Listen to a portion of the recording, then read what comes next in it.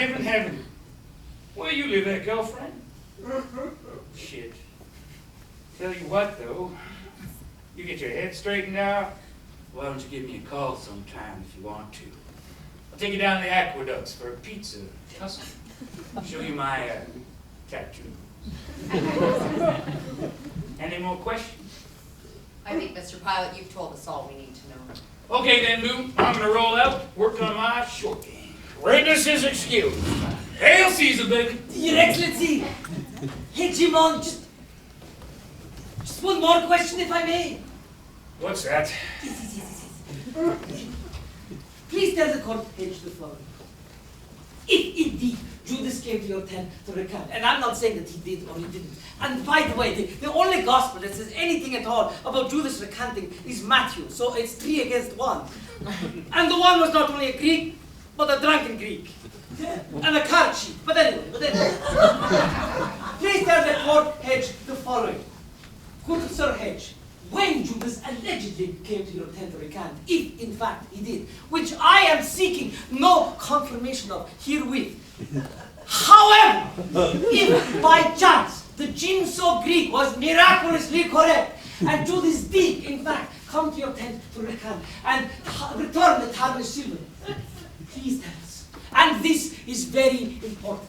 Hedge, did you get the sense or impression that Judas was seeking to recant out of a genuine remorse and genuine sense of concern for Jesus?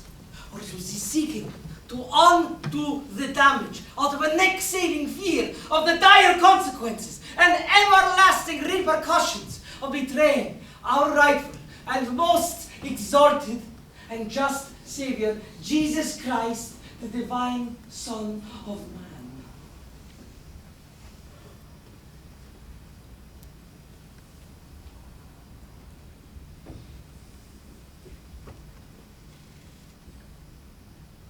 I am a man, and defense counsel may dispute this, who happens to know something about remorse, personal and otherwise. In my day, I looked into the eyes of perhaps 10,000 accused men and sat in judgment of them. Spared a few, executed plenty. I sent people to face the whip, the cell, the gallows, and the cross. Sent a few home as well. Remorse is rare, but when you see it, it is unmistakable. Judas Iscariot had no remorse. His fear left no room for it. His fear was 100% ego-driven and self-serving. 100% panic, 0% remorse. If you believe nothing else, believe that. Hedge, thank you. Thank you indeed. Next witness. Defense reconjures Satan to the stand. Well, you can come in now. Bailiff, go fetch him. Go fetch Satan. Alone? Go!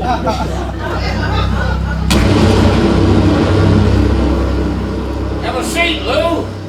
I want to file a formal fucking complaint, Frank. Oh, this ain't about the turkey roll in the cafeteria, is it, Lou? No, this is not about the turkey roll in the cafeteria. What this is about, Frank, is I recognize a couple of your court officers by the vending machines, okay? Ask me how I know this, Frank. Lou. Don't you fucking Lou me, you little fag.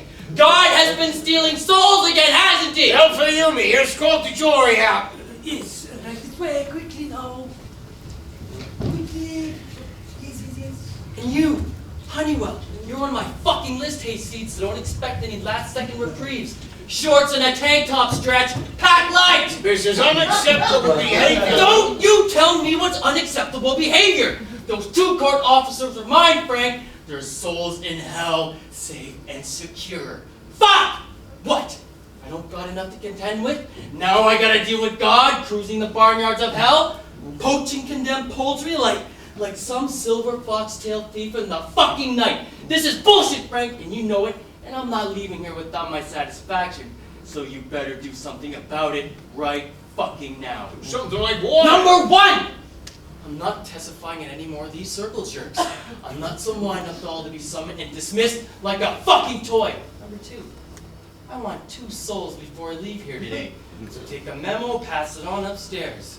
I'll take you and whoever. Me? Yeah, you! I should have claimed you off the dung heap after Lee's surrender. And I want some Darvin. And a tall bourbon neat. What the fuck are you looking at? I'd like to start my questioning. Why? You got someplace to be, dish rag? No, when you're done crying, just let me know. Oh, I'm so sorry. But maybe you can clear this up for me. What is today? Fuck with someone who can rip your heart out through your miserable dreaded cunt day? Is that what today is? Because unless I'm mistaken, I'm pretty sure that today is not that day. Today is your day to answer my questions. When you're through behaving like a petulant child, that is. Cunningham, I'm directing you to hit the off switch on them flapping gums of yours. And you, Lou, with all due respect to your stature and station, could you cut me a break here? Frank, I've always been good to you. And I to you. Is that not so? Now listen, your complaint is duly noted and be kicked upstairs at the conclusion of today's testimony, okay? Now I need to call the damn jury back in here. What I need to know from both of yous is that when I move to do so, that you two will conduct yourselves with a deportment and adjustment to the solemnity of these proceedings. Now can I have your words on that? I'm ready to proceed, Your Honor. With civility? If I'm met with civility. You know what, Cunningham? All those excuses you got wedged between that dubious cleavage of yours, your mother, the bulimia, the herpes, the booze, the abortions, the rape, the bipolar pharmaceutical adventures, the twin suicide attempts, and the abject failures at every relationship you've ever attempted. All of these do nothing but band-aid the simple fact that there comes a time when the world stops rewarding potential.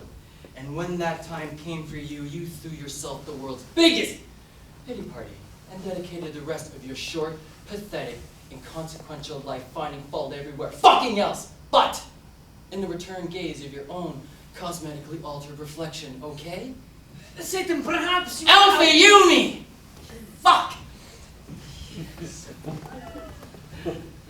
On a good day, your cock measures 3.5 inches erect and goes off on a hair trigger if you so much as sneeze. Worse than that is your flatterer, and your love of God is utterly false, as is your hair color. And the sole reason you're so hot for that nasty train wreck over there is you're addicted to tragedy and punishment. Not because you think that you're a piece of shit, but because, Alfayumi, your self-diagnosis is correct. You're a bag of hot air and a weakling, and you will never, ever be loved.